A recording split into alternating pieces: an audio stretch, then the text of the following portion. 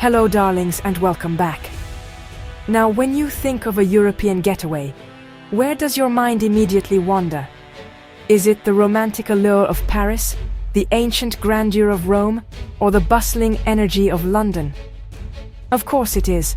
They're famous for a reason, aren't they? They're the A-listers of the travel world, always on the front page. But let me tell you a little secret, just between us. Europe is like a massive, fabulous party, and while the big names are holding court in the main room, some of the most fascinating guests are having a much better time in the other, less crowded rooms. These cities are absolutely brimming with history, unique cultures, and that wonderful old-world charm that makes you feel like you've stepped into a storybook. But honestly, who needs the endless queues, the selfie stick-wielding crowds, and the feeling that you've just paid a month's rent for a cup of coffee? There's a whole other side to Europe, a treasure trove of capital cities that are just as stunning, just as rich in culture, but without all the, well, fuss.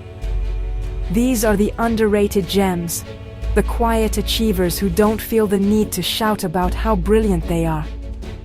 They offer all the history, all the beauty, and all the incredible food, but with a sense of discovery and authenticity that's getting harder and harder to find. It's like finding a vintage designer piece at a charity shop price, an absolute steal. So today, I'm going to be your guide, your slightly mischievous travel companion, on a little tour of my favorite low-key, iconic capitals that somehow managed to fly under the radar. We're going to pull back the curtain on the places that deserve their own moment in the spotlight. Forget the tourist traps for a moment. Let's get ready to explore the hidden heart of Europe, where real adventure awaits. Pack your bags, figuratively for now, because you're going to want to book a flight after this. Let's dive in, shall we? Right. First up, we're off to the Mediterranean, to a place so small you might miss it if you blink. But oh, you absolutely shouldn't. It's Valletta, the capital of Malta. This isn't just a city, it's a fortress, a UNESCO World Heritage Site, and honestly, one of the most concentrated historical areas in the world.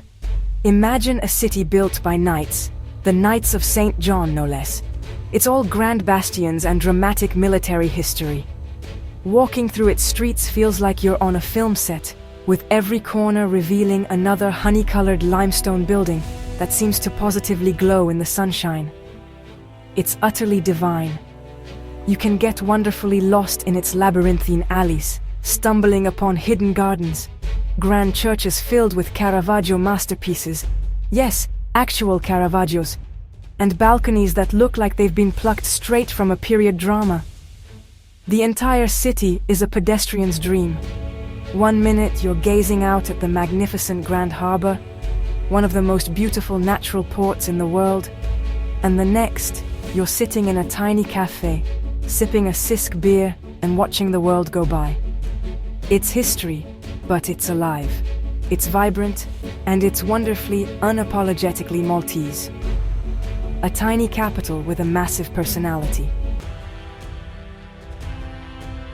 Now, let's swap the Mediterranean sun for the crisp, clean air of the Swiss Alps. We're heading to Bern, and if you've ever wanted to live inside a fairy tale, this is your chance. Honestly, it's ridiculously pretty. The entire old town is another UNESCO gem, a perfectly preserved medieval masterpiece, nestled in a bend of the turquoise Aire River. It's all cobblestone streets, covered arcades that they call Lauben, perfect for a bit of shopping, rain or shine, and charming fountains with whimsical, colorful figures on top. It's so tidy and orderly, it's almost comical. It's just so Swiss.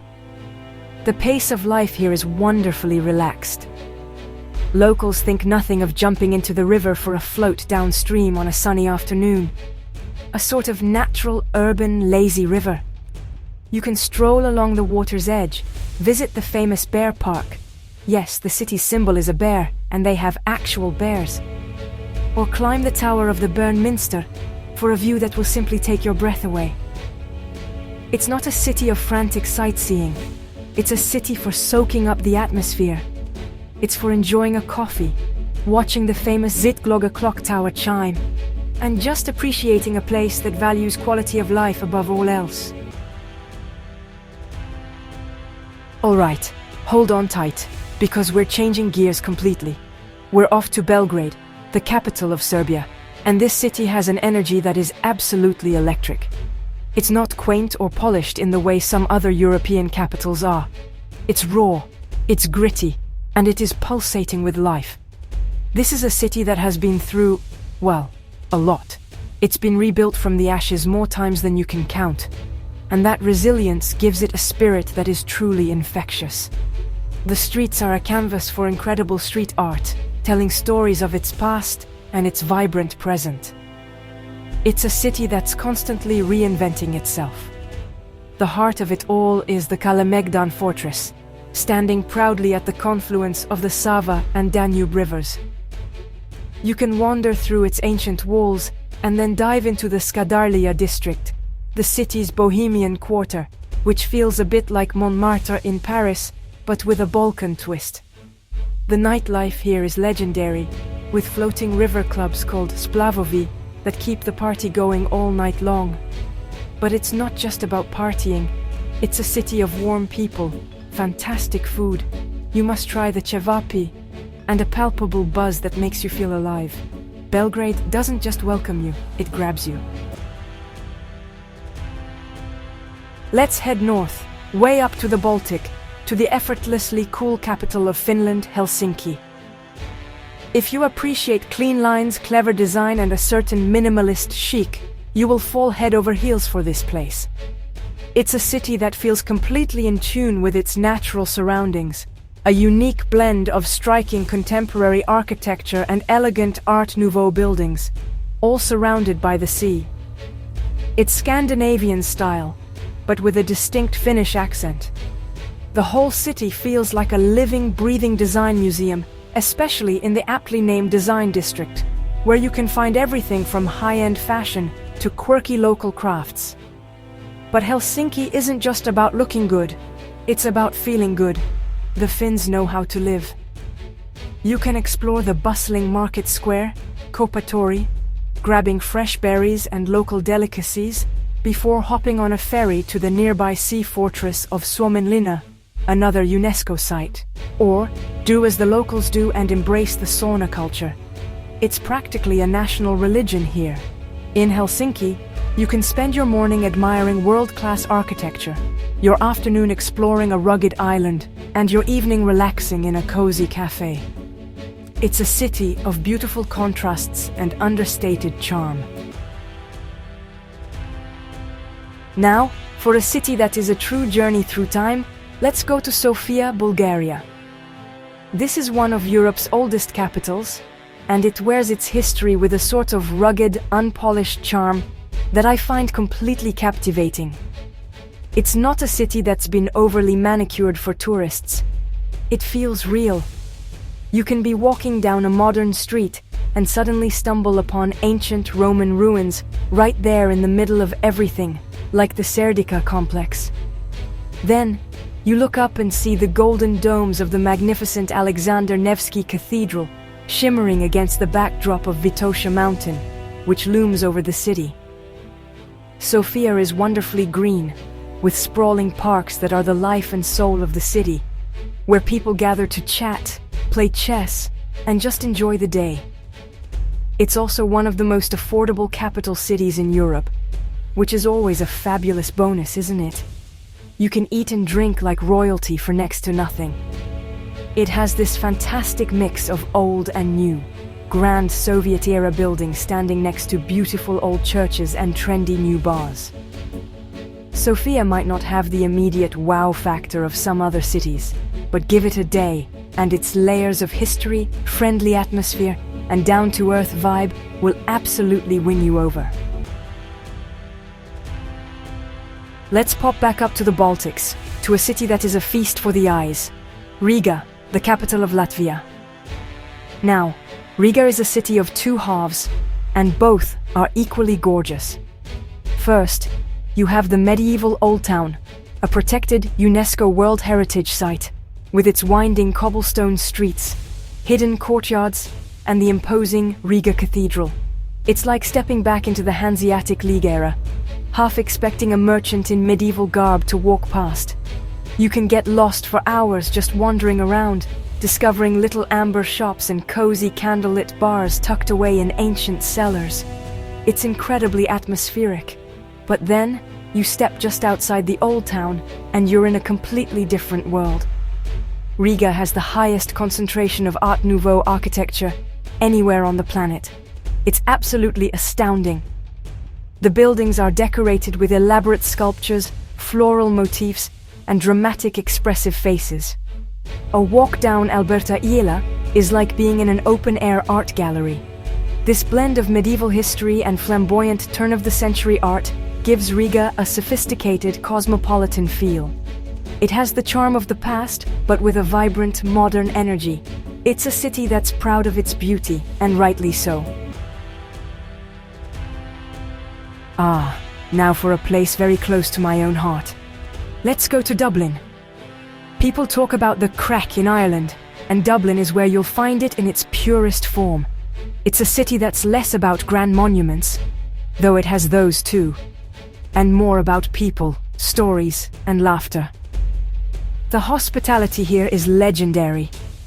You can walk into any pub, and within 5 minutes, you'll be sharing a story with a local, as if you've known them for years. It's a city with a massive heart, and that warmth is what makes it so special. Of course, you have to experience the pub culture. It's the city's living room.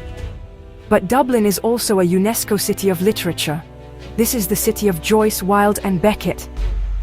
You can feel that literary soul everywhere, from the hallowed halls of Trinity College, where you can see the Book of Kells, to the literary pub crawls that bring their words to life.